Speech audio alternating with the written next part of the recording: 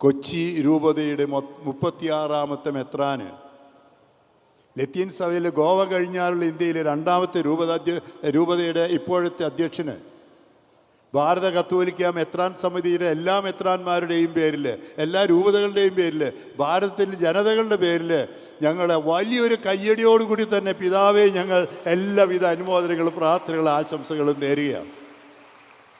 തൃശ്ശൂർ രൂപതയുടെയും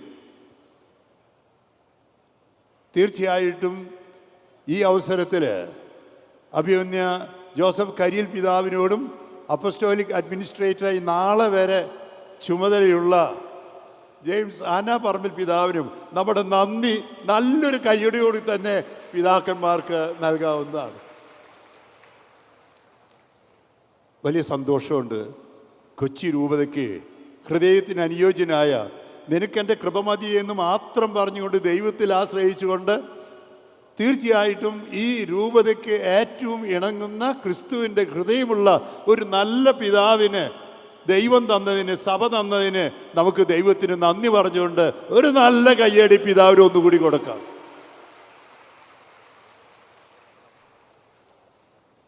തീർച്ചയായിട്ടും മെത്രാന്മാരുടെ കൂട്ടായ്മയിലാണ് സഭ.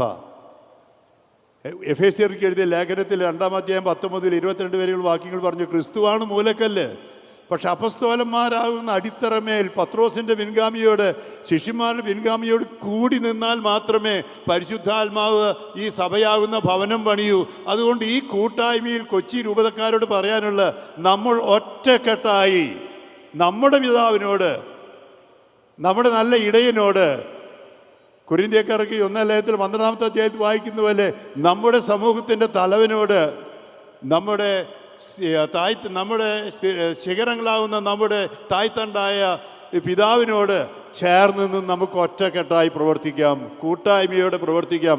അതാണ് ആർച്ച് ബിഷപ്പ് ജിറല്ലിയും കർദിനാൾ ഫിലിപ്പ് നേരിയൊക്കെ നമ്മളോട് പറഞ്ഞത്. നമ്മൾ ഒറ്റക്കെട്ടായിട്ട് കൂട്ടായ്മയോടെ നിൽക്കണം. കാരണം ഭാരതത്തിൻ്റെ വിവിധ ഭാഗങ്ങളിൽ, നമ്മുടെ കേരളത്തിലടക്കം ഒരുപാട് വെല്ലുവിളികൾ നേരിടുമ്പോൾ, സഭയെ തകർക്കാനുള്ള പരിശ്രമങ്ങൾ നടക്കുമ്പോൾ, സഭയിൽ നിന്ന് ഒത്തിരി പേര് പോകുമ്പോൾ നമുക്ക് ഒറ്റക്കെട്ടായി ഈ കൂട്ടായ്മയോടെ പ്രവർത്തിച്ചാൽ മാത്രമേ ഫ്രാൻസിസ് മാർപ്പാപ്പ ജൂബിലി വർഷത്തിൽ ആഹ്വാനം ചെയ്തതുപോലെ നമുക്ക് പ്രത്യാശയോടെ തീർത്ഥാടകരാകാൻ പറ്റുള്ളൂ. ലിയോ മാർപ്പാപ്പ നമ്മളോട് പറഞ്ഞത് പ്രത്യാശയുടെ മിഷണറിമാരാകണം. കാർഡിനൽ ഫിലിപ്പ് നേരിയുടെ നേതൃത്വത്തിൽ പെനാങ്ങിൽ ഏഷ്യൻ മിഷൻ കോൺഗ്രസ് നടന്നു. അവിടെ വലിയ തീക്ഷ്ണതയോടെ തന്നെയാണ് പിതാവിന് ഞാൻ പ്രത്യേകിച്ച് ഏഷ്യൻ മിഷൻ കോൺഗ്രസ് അതിമനോഹരമായി സംഘടിപ്പിച്ച FABC president cardinal Philip Neri ഫെറോവയ്ക്ക് നമ്മളെല്ലാവരും real congratulations and thanks for having conducted such a very effective Asian mission congress. അവിടെ പറഞ്ഞു, നമ്മൾ we have to be the great pilgrimage of hope. അതിൽ we have to be missionaries of hope. We have to be missionaries for the event, and we have to go forward to the great jubilee of 1933. കർത്താവിൻ്റെ രക്ഷാകര വേലയുടെ 2033 ആണ്ടിൻ്റെ ആ ജൂബിലിയിലേക്കുള്ള യാത്രയാണ്. അതുകൊണ്ട് നമ്മൾ ഒന്നിച്ച് നിൽക്കാം. പ്രിയപ്പെട്ടവരെ, ആൻ്റണി പിതാവ് ഇതാ ഒരു പുതിയ യുദ്ധത്തിന് തയ്യാറായിരിക്കുകയാണ്. പുറപ്പാടിൻ്റെ പുസ്തകത്തിലെ 17-ാമത്തെ അധ്യായത്തിൽ അമലേക്കരുമായിട്ടുള്ള യുദ്ധത്തെക്കുറിച്ചുള്ള വിവരണമുണ്ട്. അവിടെ യുദ്ധം ചെയ്യുന്നത് ജോഷുവയാണ്. ഇടയ്ക്കിടയ്ക്ക് ഇവിടെ പിന്നിൽ മോശയുണ്ട്. മോശയുടെ 2 സൈഡിലായിട്ട് അഹ്റോനും ഹൂറും ഉണ്ട്.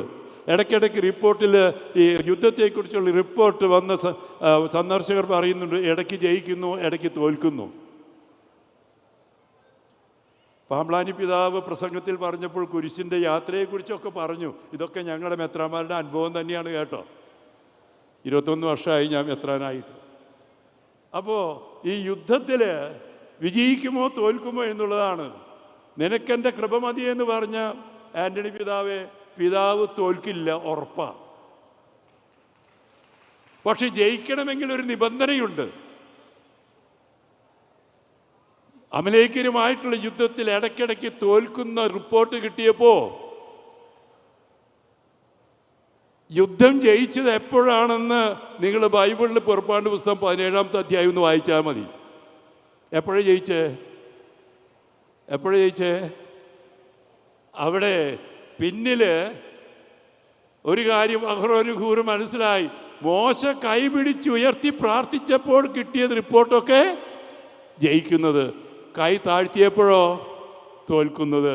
അതുകൊണ്ട് സിസ്റ്റർമാരുണ്ട്, കാട്ടിപ്പറമ്പിൽ വീട്ടുകാരുണ്ട്, കൊച്ചി രൂപതക്കാരുണ്ട്, കൂട്ടുകാരവർ ശക്തിയായിട്ടുള്ള വൈദികരുണ്ട്, സന്യസ്തരുണ്ട്.